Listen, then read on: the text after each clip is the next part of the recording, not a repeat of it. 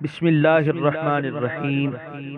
اللہ کے نام سے شروع کرتا ہوں جو بہت ہی مہربان ہمیشہ رحم فرمانے والا ہے۔ سورہ انعام آیت نمبر 71۔ قل اندعو من دون اللہ ما لا ينفعنا ولا يضرنا ونرد على أعقابنا بعد إذ هدانا الله كالذي استهوته الشيطان في الأرض حيران له أصحاب يدعونه إلى الهدى ائتنا قل إن هدى الله هو الهدى وأمرنا لنسلم لرب العالمين۔ ترجمہ، آپ فرمائیے کیا ہم پوجیں اللہ تعالیٰ کے سوا اس کو جو نہ نفع پہنچا سکتا ہے ہمیں اور نہ ہمیں نقصان پہنچا سکتا ہے، اور کیا ہم پھر جائیں الٹے پاؤں اس کے بعد کہ ہدایت دی ہے ہمیں اللہ نے، مثل اس شخص کے کہ بھٹکا دیا ہو اسے جنوں نے زمین میں اور وہ حیران و پریشان ہو، اس کے ساتھی ہوں جو اسے بلا رہے ہوں ہدایت کی طرف کہ ہمارے پاس آ جا۔ آپ فرمائیے اللہ کی رہنمائی ہی حقیقی رہنمائی ہے، اور ہمیں حکم دیا گیا ہے کہ ہم گردن جھکا دیں سارے جہانوں کے رب کے سامنے۔ سورہ انعام آیت نمبر 71 کی تفسیر۔ کفار اس بات میں بڑے کوشاں رہا کرتے تھے کہ مسلمان اسلام کو چھوڑ کر اپنے باپ دادا کا مذہب پھر اختیار کر لیں۔ اللہ تعالیٰ اپنے محبوب کریم علیہ افضل الصلاۃ والتسلیم کو حکم فرماتے ہیں کہ آپ انہیں فرمائیے کہ یہ خیال خام اپنے دل سے نکال دیں۔ کیا یہ ممکن ہے کہ وہ شاہراہ ہدایت پا لینے کے بعد جس پر نور ہی نور ہے، ہم شرک و کفر، فسق و فجور کے بھیانک اندھیروں کی طرف لوٹ جائیں؟ ہرگز نہیں۔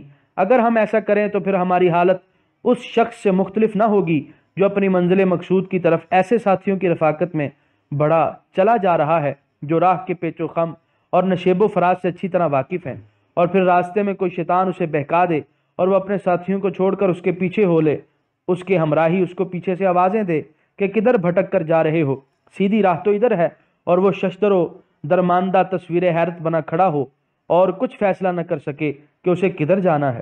اے کفار، تمہاری یہ توقع ابس ہے کہ ہم دولت یقین سے مالا مال ہونے کے بعد شک و گمان کے بھنور میں کود پڑیں۔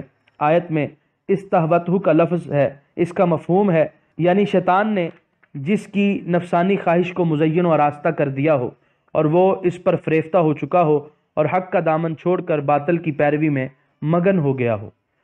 سورہ انعام آیت نمبر 72۔ وَأَنْ أَقِيمُوا الصَّلَاةَ وَاتَّقُوهُ وَهُوَ الَّذِي إِلَيْهِ تُحْشَرُونَ۔ ترجمہ، اور یہ کہ صحیح صحیح ادا کرو نماز اور ڈرو اس سے، اور وہی ہے جس کی طرف تم جمع کیے جاؤ گے۔ سورہ انعام آیت نمبر 73۔ وَهُوَ الَّذِي خَلَقَ السَّمَاوَاتِ وَالْأَرْضَ بِالْحَقِّ وَيَوْمَ يَقُولُ كُن فَيَكُونُ قَوْلُهُ الْحَقُّ وَلَهُ الْمُلْكُ يَوْمَ يُنفَخُ فِي الصُّورِ عَالِمُ الْغَيْبِ وَالشَّهَادَةِ وَهُوَ الْحَكِيمُ الْخَبِيرُ۔ ترجمہ، اور وہ وہی ہے جس نے پیدا فرمایا آسمانوں اور زمین کو حق کے ساتھ، اور جس روز وہ کہے گا کہ تو ہو جا تو بس وہ ہو جائے گا۔ اسی کا فرمان حق ہے، اور اسی کی حکومت ہوگی جس دن پھونکا جائے گا سور۔ جاننے والا ہے ہر چھپی چیز کا اور ہر ظاہر چیز کا، اور وہی ہے حکمت والا، سب کچھ جاننے والا۔ سورہ انعام آیت نمبر 73 کے پہلے حصے کی تفسیر۔ عبادت کے لائق تمہارے بے بس اور بے کس معبودان باطل نہیں، بلکہ وہ ذات یکتا و بے ہمتا عبادت کے لائق ہے جو ان صفات کی مالک ہے جن کا ذکر ان آیات میں موجود ہے۔ اس کا کوئی کام عبث و فضول نہیں، اس کی کوئی تخلیق بے مقصد نہیں۔ اس وسیع و عریض کائنات کی کسی حقیر سے حقیر چیز پر غور کرو، اس کی افادیت کا آپ کو احساس ہونے لگے گا۔ یہ بے ڈھنگا اور بد وضع پرندہ جسے ہم گدھ کہتے ہیں، نوع انسانی کا کتنا بڑا خدمت گزار ہے۔ اگر یہ نہ ہوتا تو دنیا بھر کی میونسپل کمیٹیاں اور صحت کے ادارے ان مردہ جانوروں کو ٹھکانے لگانے سے عاجز آ جاتے اور ان کی گلی سڑی بدبودار لاشوں سے زندگی تلخ ہو جاتی۔ غرض یہ کہ چونٹی سے لے کر ہاتھی تک، ممولے سے لے کر عقاب تک، جدھر بھی آپ فکر کی نگاہ ڈالیں آپ کو حکمت ربانی کے جلوے نظر آئیں گے۔ یہاں بھی نیو یارک سائنس اکیڈمی کے پریزیڈنٹ AC موریسن کے مضمون کا ایک مختصر اقتباس پیش کرتا ہوں جس سے بالحق کا مفہوم نہایت واضح ہو جائے گا۔ زمین اپنے محور پر 1000 میل فی گھنٹہ کی رفتار سے چکر کاٹ رہی ہے۔ اگر اس کی رفتار 1000 میل کی بجائے 100 میل ہوتی تو دن اتنے لمبے ہوتے کہ سورج کی تپش تمام کھیتوں کو بھون کر رکھ دیتی، اور راتیں اتنی لمبی اور سرد ہوتی کہ زندگی کی اگر کچھ رمق سورج کی تپش سے بچ جاتی تو رات کی سردی اسے منجمد کر کے رکھ دیتی۔ سورج کا درجہ حرارت 12000 ڈگری فارنہیٹ ہے، لیکن زمین کو اس سے اتنی مناسب دوری پر رکھ دیا گیا ہے کہ وہاں سورج کی حرارت اس قدر ہی پہنچتی ہے جو حیات بخش ہے۔ لیکن اگر سورج کا درجہ حرارت 12000 ڈگری کی بجائے 6000 ڈگری ہوتا تو کرۂ زمین برف کے نیچے دب جاتا، اور اگر 18000 ڈگری ہوتا تو ساری زمین اس کی تمازت سے جل کر راکھ ہو جاتی۔ زمین کا جھکاؤ 23 درجے کا زاویہ بناتا ہے، اور اسی جھکاؤ سے ہمارے موجودہ موسم مناسب وقفوں کے بعد باری باری آتے ہیں۔ اگر اس میں یہ جھکاؤ نہ ہوتا تو سمندر سے اٹھنے والے بخارات جنوب اور شمال میں حرکت کرتے اور اتنی زور سے برف باری ہوتی کہ ساری زمین ڈھک جاتی۔ اگر چاند کی دوری زمین سے اتنی نہ ہوتی جتنی اب ہے، بلکہ صرف 50,000 میل ہوتی، تو سمندروں میں مد و جزر اس شدت سے آتا کہ پہاڑوں تک کو بھی بہا کر لے جاتا۔ اگر زمین کی سطح موجودہ سطح سے صرف 10 فٹ زیادہ موٹی ہوتی تو یہاں آکسیجن ہی نہ ہوتی اور کوئی جانور زندہ نہ رہتا، اور اگر سمندر چند فٹ اور گہرے ہوتے تو ساری کاربن ڈائی آکسائڈ اور آکسیجن صرف ہو جاتی اور روئے زمین پر کوئی سبزہ نظر نہ آتا۔ اس حکیمانہ نظام پر غور کرنے سے ہم اس نتیجے پر پہنچتے ہیں کہ کارخانہ ہستی اتفاقاً مارز وجود میں نہیں آ گیا، بلکہ ایک حکیم و دانا خالق نے اس کی تخلیق فرمائی ہے، ورنہ زندگی کا کوئی امکان نہ تھا۔ ریڈرز ڈائجسٹ اکتوبر 1960 صفحہ 48۔ یہ اقتباس پڑھ لینے کے بعد آپ اس آیت کو دوبارہ پڑھیے اور اس آیت کے نازل کرنے والے مولا برحق کے حضور میں سر بسجود ہو جائیے، اور جس ذات قدس صفات نے امی ہوتے ہوئے اس حقیقت پنہاں کے رخ سے نقاب الٹا ہے، اس پر زبان دل و روح سے صلاۃ و سلام عرض کیجیے۔ بود کے ما از اثر حکمت او واقف از سر نہاں خانہ تقدیر شدیم۔ اقبال۔ سورہ انعام آیت نمبر 73 کے بقیہ حصے کی تفسیر۔ اور اسی کی حکومت ہوگی جس دن پھونکا جائے گا سور۔ بعض لوگوں نے سور کو سورہ کی جمع تصور کیا ہے اور معنی یہ کیا ہے کہ صورتوں میں جب پھونکا جائے گا تو وہ حقائق میں تبدیل ہو جائیں گی، یا بے جان مجسموں میں پھونک مارنے سے وہ زندہ ہو جائیں گی، لیکن یہ معنی دوسری آیتوں اور احادیث نبویہ سے تطبیق نہیں کھاتا۔ حدیث شریف میں یہی ہے کہ حضرت اسرافیل اللہ تعالیٰ کے حکم سے پہلی بار سور پھونکیں گے تو سب زندہ اشیاء موت کی نیند سو جائیں گی، اور جب دوسری بار پھونکیں گے تو ہر چیز زندہ ہو کر اللہ تعالیٰ کے حضور میں حاضر ہو جائے گی۔ اس سور کی حقیقت کیا ہے، اس کی شکل و صورت اور طول و عرض کتنا ہے، اس کے متعلق نہ قرآن نے بتایا، نہ صاحب قرآن نے، اور نہ اس کے جاننے کی کوئی ضرورت ہے، اس لیے اس بارے میں سکوت ہی اولا ہے۔ سورہ انعام آیت نمبر 74۔ وَإِذْ قَالَ إِبْرَاهِيمُ لِأَبِيهِ آزَرَ أَتَتَّخِذُ أَصْنَامًا آلِهَةً انی اراک وقومک فی ضلال مبین۔ ترجمہ۔ اور یاد کرو جب کہا ابراہیم نے اپنے باپ آزر سے، کیا تم بناتے ہو بتوں کو خدا؟ بے شک میں دیکھتا ہوں تمہیں اور تمہاری قوم کو کھلی گمراہی میں۔ سورہ انعام آیت نمبر 74 کے پہلے حصے کی تفسیر۔ عرب کے مشرک یہودی اور عیسائی سب حضرت ابراہیم علیہ السلام کی عظمت و جلالت شان اور رسالت کے معترف تھے، اور اہل عرب کو اس پر ناز تھا کہ وہ اس مقدس ہستی کی اولاد ہیں۔ اس لیے حضرت خلیل علیہ السلام کے حالات پیش کر کے انہیں بتایا جا رہا ہے کہ تم عجب ستم ظریف ہو کہ جس کے نام سے تمہیں یہ ساری عزت اور سروری نصیب ہے، جس کی نسل سے ہونے کو تم اپنے لیے وجہ عزت و افتخار سمجھتے ہو، اس کے دین اور اس کے مقصد حیات سے تم بالکل بیگانگی اختیار کر چکے ہو، بلکہ اس گمراہی کو تم اپنا دین بنا چکے ہو جس کو مٹانے کے لیے انہوں نے عمر بھر جہاد کیا۔ جن بتوں کو ریزہ ریزہ کر کے انہوں نے بھڑکتے ہوئے آتش کدہ میں کودنا گوارا کیا، تم پھر انہی بتوں کی پوجا میں سرگرم ہو، اور ان کے دین حنیف کی طرف تمہیں دعوت دی جاتی ہے تو خشمگین اور غضبناک ہو کر رسول برحق سے لڑنے کے لیے کمر بستہ ہو جاتے ہو۔ عجیب الٹی کھوپڑی کے لوگ ہو تم۔ سورہ انعام آیت نمبر 74 کے بقیہ حصے کی تفسیر۔ ابراہیم نے اپنے باپ آزر سے کہا۔ حضرت ابراہیم علیہ السلام کے والد کا نام آزر تھا یا چچا کا؟ حضرت خلیل کے والد مسلمان تھے یا کافر؟ اس مقام پر علامہ علوسی بغدادی نے اپنی تفسیر روح المعانی میں جو کچھ لکھا ہے اسی کا خلاصہ ہدیہ ناظرین کرتا ہوں، اور اس نزاع کا فیصلہ انہی پر چھوڑتا ہوں۔ علامہ مذکور رقم تراز ہیں علماء اہل سنت میں سے ایک جمع غفیر کی رائے یہ ہے کہ آزر حضرت ابراہیم کے والد نہ تھے، کیونکہ حضور علیہ السلام کے آباء و اجداد میں کوئی بھی کافر نہ تھا۔ حضور صلی اللہ علیہ وسلم کا ارشاد ہے کہ میں ابتدا سے آخر تک پاک لوگوں کی پشتوں سے پاک خواتین کے رحموں میں منتقل ہوتا چلا آیا ہوں، اور مشرک نجس ہیں۔ اس کے بعد آلوسی فرماتے ہیں کہ امام راضی کا یہ کہنا کہ شیعہ کا مذہب ہے، یہ درست نہیں۔ امام راضی نے اچھی طرح چھان بھی نہیں کی، اس لیے یہ غلطی ہو گئی۔ علماء اہل سنت کی اکثریت کا یہ قول ہے کہ آزر حضرت ابراہیم علیہ السلام کے چچا کا نام ہے، اور اب کا لفظ چچا کے معنی میں عام استعمال ہوتا ہے۔ اپنے اس مسلک کی تائید میں علامہ مذکور نے کئی آثار نقل کیے ہیں، لیکن یہاں صرف ایک چیز پیش کی جاتی ہے، یہ تو ایک واضح امر ہے کہ جس کی موت کفر و شرک پر ہو اس کے لیے مغفرت نہیں۔ اور حضرت ابراہیم علیہ السلام اپنے والد کی وفات کے سال بعد جب بابل سے ہجرت کر کے مصر گئے، وہاں سے حضرت حاجرہ رضی اللہ عنہا کے ساتھ نکاح کر کے شام آئے، اور مدت دراز کے بعد اسماعیل علیہ السلام کی ولادت ہوئی، اور حکم ربانی سے آپ ننھے اسماعیل اور ان کی والدہ حاجرہ کو صحرا میں چھوڑ آئے جہاں کعبہ کی تعمیر ہونی تھی۔ اس واقعے کے برسوں بعد جب اسماعیل علیہ السلام جوان ہوئے اور کعبہ کی تعمیر مکمل ہو گئی، تو اس وقت جو دعا آپ نے مانگی اس میں یہ الفاظ بھی ہیں، ربنا اغفر لی ولوالدی وللمؤمنین یوم یقوم الحساب، اے رب مجھے بھی بخش دے اور میرے والدین اور مسلمانوں کو بھی بخش دے۔ اگر حضرت کے والدین کافر ہوتے تو ایک پیغمبر یہ جانتے ہوئے کہ کافر کی بخشش نہیں ہو سکتی کبھی ان کی مغفرت کے لیے دعا نہ کرتے۔ روح المعانی۔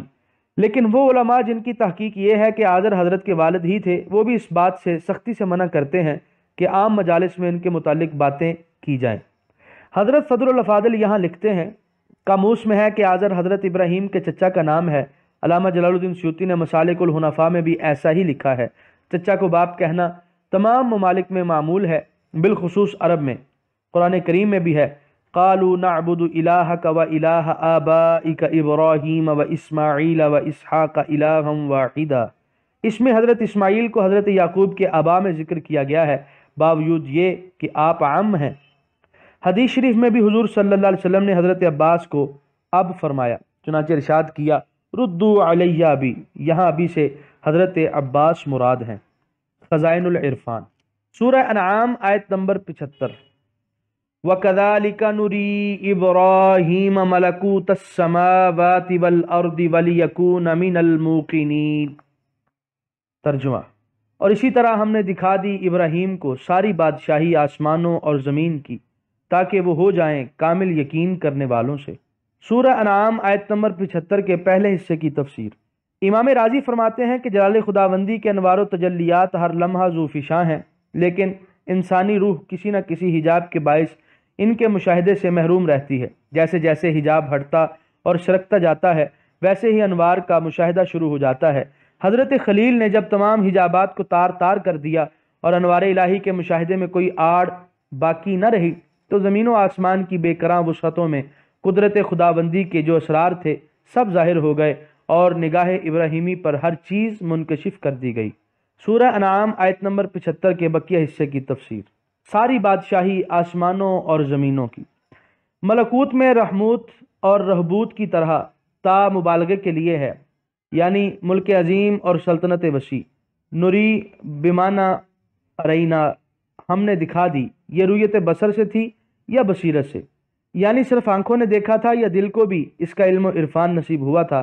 بعض کا خیال ہے کہ پردہ اٹھ گیا تھا اور عرش سے تحت الثری تک ہر چیز نظر آنے لگی تھی، اور بعض نے فرمایا کہ آسمان اور زمین کی تمام اشیاء کی حقیقت پر آگاہی بخش دی گئی تھی، تاکہ کائنات کی ان مختلف چیزوں پر مطلع ہو کر وہ اللہ تعالیٰ کی وحدانیت، علم، قدرت اور حکمت کے بارے میں عین الیقین کے مرتبہ علیاء پر فائز ہو جائیں۔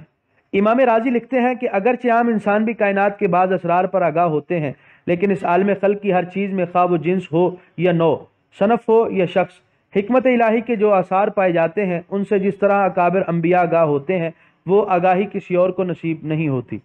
جب حضرت ابراہیم علیہ السلام کو حقائق اشیاء کا اتنا علم ارزانی فرما دیا گیا تھا، تو تعجب ہے ان لوگوں کی کم نگاہی پر جو نبی الانبیاء کے متعلق یہ خیال کرتے ہیں کہ نعوذ باللہ آپ کو یہ خبر بھی نہ تھی کہ نر کھجور سے مادہ کھجور کس طرح باردار ہوتی ہے۔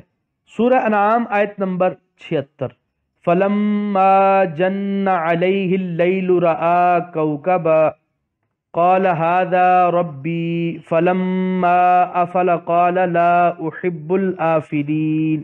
ترجمہ: پھر جب چھا گئی ان پر رات تو دیکھا انہوں نے ایک ستارہ، بولے کیا یہ میرا رب ہے؟ پھر جب وہ ڈوب گیا تو بولے میں نہیں پسند کرتا ڈوب جانے والوں کو۔ سورہ انعام آیت نمبر 76 کی تفسیر۔ جس شہر میں حضرت ابراہیم علیہ السلام کی ولادت ہوئی اس کا نام ار تھا۔ 20ویں صدی کے آغاز میں آثار قدیمہ کے ماہرین نے کھدائی کر کے اس کو دریافت کر لیا ہے، اور اس سے جو تحریریں اور دوسری اشیاء دستیاب ہوئی ہیں ان سے آپ کے زمانے کے لوگوں کے مذہبی، تمدنی اور معاشی حالات پر روشنی پڑتی ہے۔ سر لیونارڈ ولی نے اپنی کتاب ابراہام میں، جو لندن میں 1935 میں شائع ہوئی ہے، ماہرین آثار قدیمہ کے جو تاثرات قلم بند کیے ہیں ذیل میں ان کا خلاصہ درج کیا جاتا ہے۔ اندازہ کیا گیا ہے کہ 2100 قبل مسیح کے لگ بھگ زمانے میں، جسے اب عام طور پر محققین حضرت ابراہیم علیہ السلام کے ظہور کا زمانہ تسلیم کرتے ہیں، شہر ار کی آبادی 2.5 لاکھ کے قریب تھی، اور بعید نہیں کہ 5 لاکھ ہو۔ بڑا صنعتی اور تجارتی مرکز تھا۔ جس ریاست کا یہ صدر مقام تھا اس کے حدود موجودہ حکومت عراق سے شمال میں کچھ کم اور مغرب میں کچھ زیادہ تھے۔ ملک کی بیشتر آبادی صنعت و تجارت پیشہ تھی۔ اس عہد کی جو تحریرات آثار قدیمہ کے کھنڈروں سے دستیاب ہوئی ہیں ان سے معلوم ہوتا ہے کہ زندگی میں ان لوگوں کا نقطہ نظر خالص مادہ پرستانہ تھا۔ دولت کمانا اور زیادہ سے زیادہ آسائش فراہم کرنا ان کا سب سے بڑا مقصد حیات تھا۔ سود خوری کثرت سے پھیلی ہوئی تھی، آپس میں بہت مقدمہ بازیاں ہوا کرتی تھیں۔ آبادی 3 طبقوں پر مشتمل تھی۔ نمبر 1، امیلو، یہ اونچے طبقے کے لوگ تھے جن میں پجاری، حکومت کے عہدیدار اور فوجی افسر وغیرہ شامل تھے۔ اس طبقے کو خاص امتیازات حاصل تھے۔ ان کے فوجداری اور دیوانی حقوق دوسروں سے مختلف تھے، اور ان کے جان و مال کی قیمت دوسروں سے بڑھ کر تھی۔ حضرت ابراہیم کے خاندان کا اسی طبقے میں شمار ہوتا تھا۔ نمبر 2، مشکینوں، یہ تجار، اہل صنعت اور زراعت پیشہ لوگ تھے۔ نمبر 3، آردو، یعنی غلام مزدور پیشہ۔ ار کے کتبات میں تقریباً 5000 خداؤں کے نام ملتے ہیں۔ ملک کے مختلف شہروں کے الگ الگ خدا تھے۔ ہر شہر کا ایک خاص محافظ خدا ہوتا تھا جو رب البلد یا مہادیو سمجھا جاتا تھا۔ ار کا رب البلد ننار، چاند دیوتا تھا۔ دوسرا بڑا شہر لرسا تھا، اس کا رب البلد شماش، سورج دیوتا تھا۔ ان بڑے خداؤں کے ماتحت بہت سے چھوٹے خدا بھی تھے جو زیادہ تر آسمانی تاروں اور سیاروں میں سے تھے۔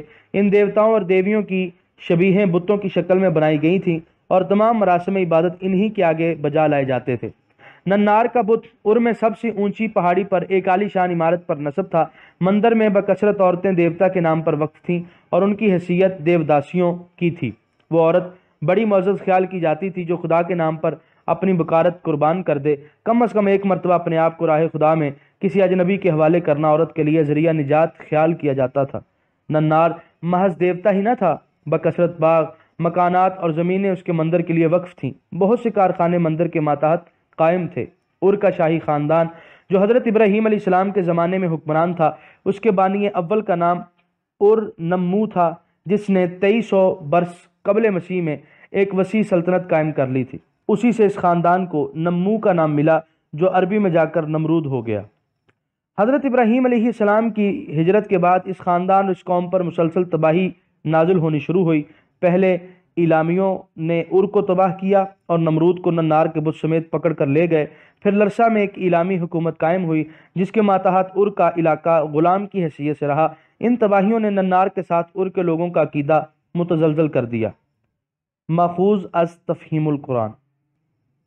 مندرجہ بالا اقتباس سے معلوم ہوا کہ آپ کے ہم وطن ستاروں، چاند اور سورج کے پرستار تھے، اس لیے حضرت ابراہیم ان کے معبودوں کے حالات سے ہی ان کی خدائی پر ضرب کاری لگا رہے ہیں کہ جن کے یہ حالات ہوں، جن کو ایک جگہ قرار نصیب نہ ہو، جو کبھی طلوع ہو رہے ہیں اور کبھی غروب ہو رہے ہیں، جن کے طلوع و غروب کا وقت بھی ان کے اختیار میں نہ ہو، اور ان کی گردش کا جو راستہ مقرر ہے اس سے بھی بال برابر ادھر ادھر نہ ہو سکتے ہوں، جو ایک بے اختیار غلام کی طرح انقیاد اطاعت کا پٹا گلے میں ڈالے صبح و شام تعمیل حکم میں سرگرداں نظر آتے ہوں، انہیں معبود بنانا، ان کو خدا سمجھنا کتنی نادانی اور بے سمجھی ہے۔ سورہ انعام آیت نمبر 77۔ فَلَمَّا رَأَى الْقَمَرَ بَازِغًا قَالَ هَذَا رَبِّي فَلَمَّا أَفَلَ قَالَ لَئِن لَّمْ يَهْدِنِي رَبِّي لَأَكُونَنَّ مِنَ الْقَوْمِ الضَّالِّينَ۔ ترجمہ: پھر جب دیکھا چاند کو چمکتے ہوئے تو کہا کیا یہ میرا رب ہے؟ پھر جب وہ بھی غروب ہو گیا تو آپ نے کہا اگر نہ ہدایت دیتا مجھے میرا رب تو ضرور ہو جاتا میں بھی اس گمراہ قوم سے۔ سورہ انعام آیت نمبر 77 کی تفسیر۔ یہ اصل میں احاذا ربی استفہام انکاریہ ہے، یعنی اے میری قوم کیا یہ میرا رب ہے؟ ہرگز نہیں۔ یہ خیال کرنا کہ اس وقت حضرت ابراہیم کو عرفان توحید حاصل نہ تھا اس لیے وہ ایک ٹمٹماتے ہوئے تارے کو اپنا رب سمجھنے لگے، سخت غلطی ہے۔ پیغمبر کا دامن نبوت سے پہلے بھی کفر و شرک سے پاک ہوتا ہے۔ چاند کے متعلق بھی آپ نے یہی فرمایا تھا کہ ہذا ربی، اور جب وہ بھی ڈوب گیا تو آپ فرماتے ہیں لئن لم یہدنی ربی، اگر میرا رب مجھے ہدایت نہ فرماتا تو جس گمراہی میں میری ساری قوم گرفتار تھی میں بھی اس سے نہ بچ سکتا۔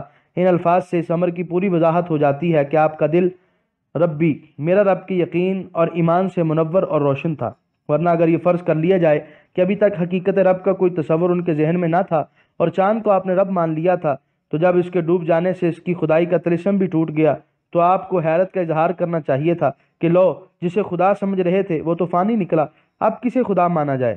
آپ نے اظہار حیرت نہیں کیا بلکہ چاند کے غروب ہونے پر آپ نے اپنی قوم کے باطل عقیدے کو غلط ثابت کرنے کے بعد فرمایا لئن لم یہدنی ربی، یعنی وہ رب نہیں جسے تم نے رب سمجھ رکھا ہے، بلکہ حقیقی رب تو وہ ہے جو میرا پروردگار ہے، جو مجھے ہر باطل سے بچا کر راہ حق پر چلا رہا ہے۔ سورہ انعام آیت نمبر 78۔ فَلَمَّا رَأَى الشَّمْسَ بَازِغَةً قَالَ هَذَا رَبِّي هَذَا أَكْبَرُ فَلَمَّا أَفَلَتْ قَالَ يَا قَوْمِ إِنِّي بَرِيءٌ مِّمَّا تُشْرِكُونَ۔ ترجمہ۔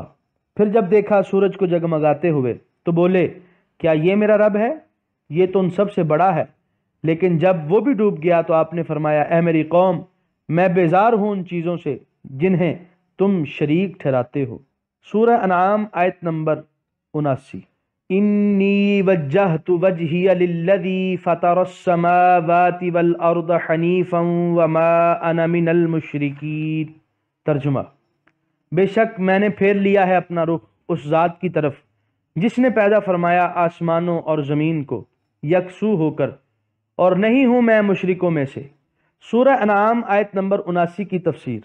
سورج، چاند، تارے خدا نہیں تو پھر کون خدا ہے؟ اس کا جواب دیا کہ خدا وہ قدرت والا اور حکمت والا ہے جو ہر چیز پر غالب ہے، کسی سے مغلوب نہیں، جو ہر کا داتا ہے، کسی کا محتاج نہیں، وہ قدرت والا جس نے آسمانوں کو بھی پیدا فرمایا اور زمین کو بھی۔ میں تو ہر باطل سے منہ موڑ کر یکسوئی سے اسی کی طرف دل و جان سے متوجہ ہوں اور کسی بڑی سے بڑی چیز کو بھی اس کا شریک خیال نہیں کرتا۔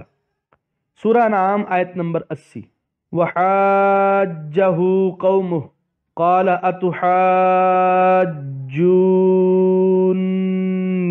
فِي اللَّهِ وَقَدْ هَدَانِ وَلَا أَخَافُ مَا تُشْرِكُونَ بِهِ إِلَّا أَن يَشَاءَ رَبِّي شَيْئًا وَسِعَ رَبِّي كُلَّ شَيْءٍ عِلْمًا أَفَلَا تَتَذَكَّرُونَ۔ ترجمہ۔ اور جھگڑنے لگی ان سے ان کی قوم۔ آپ نے کہا کیا تم جھگڑتے ہو مجھ سے اللہ کے بارے میں، حالانکہ اس نے ہدایت دے دی ہے مجھے، اور نہیں ڈرتا میں ان سے جنہیں تم شریک بناتے ہو اس کا، مگر یہ کہ چاہے میرا ہی پروردگار کوئی تکلیف پہنچانا۔ گھیرے ہوئے ہے میرا رب ہر چیز کو اپنے علم سے، تو کیا تم نصیحت قبول نہیں کرو گے؟ سورہ انعام آیت نمبر 80 کی تفسیر۔ ان آیات سے پتہ چلتا ہے کہ جب حضرت ابراہیم علیہ السلام کے دلائل کے سامنے وہ لاجواب ہو گئے تو پھر آپ سے جھگڑنے لگے اور کہنے لگے اے ابراہیم تم خداؤں کی حد تک سے باز آ جاؤ ورنہ ان کے غضب کا شکار ہو جاؤ گے اور پھر رہائی کی کوئی صورت نظر نہ آئے گی۔ آپ فرماتے ہیں مجھے ایسی دھمکیاں کیوں دیتے ہو؟ اپنے خداؤں کو کہہ دو کہ میرا جو بگاڑ سکتے ہیں بگاڑ لیں، مجھے ان سے ذرا اندیشہ نہیں۔ ہاں اگر میرا رب مجھے کسی آزمائش میں مبتلا کر دے تو مجھے مجال دم زدن نہیں۔ سورہ انعام آیت نمبر 81۔ وَكَيْفَ أَخَافُ مَا أَشْرَكْتُمْ وَلَا تَخَافُونَ أَنَّكُمْ أَشْرَكْتُمْ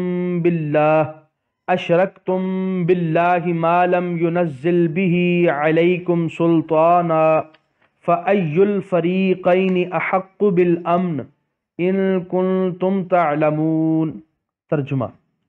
اور کیسے ڈروں میں ان سے جنہیں تم نے شریک ٹھہرا رکھا ہے، حالانکہ تم نہیں ڈرتے اس سے کہ تم نے شریک بنایا اللہ تعالیٰ کے ساتھ، اسے کہ نہیں اتاری اللہ نے اس کے متعلق تم پر کوئی دلیل، تو تم ہی بتاؤ دونوں فریقوں سے کون زیادہ حقدار ہے امن و سلامتی کا، اگر تم کچھ جانتے ہو۔ سورہ انعام آیت نمبر 81 کی تفسیر۔ سلسلہ تقریر شروع ہے کہ ڈرنا تو تمہیں چاہیے جو معبود برحق سے منہ موڑ کر باطل خداؤں کی چوکھٹ پر سرفگندہ ہو، میں کیوں ڈروں جو سیدھے راستے پر چل رہا ہوں۔ سورہ انعام آیت نمبر 82۔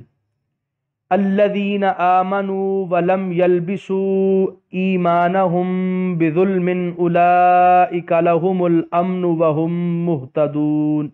ترجمہ: وہ جو ایمان لائے اور نہ ملایا انہوں نے اپنے ایمان کو ظلم شرک سے، انہی کے لیے ہی امن ہے اور وہی ہدایت یافتہ ہیں۔ سورہ انعام آیت نمبر 82 کی تفسیر۔ حضرت ابن مسعود رضی اللہ عنہ فرماتے ہیں کہ جب یہ آیت نازل ہوئی تو صحابہ کرام بہت پریشان ہوئے اور نبی کریم صلی اللہ علیہ وسلم کی خدمت میں عرض کی، اینا لم یظلم نفسہ، ہم میں سے کون ہے جس نے اپنے آپ پر ظلم نہ کیا ہو؟ تو حضور صلی اللہ علیہ وسلم نے فرمایا کہ یہاں ظلم سے مراد گناہ نہیں بلکہ شرک ہے۔ یہاں پر 7ویں پارے کا 15واں رکوع مکمل ہوا اور یہاں پر 7واں پارہ تیسرے پاؤ تک مکمل ہوا۔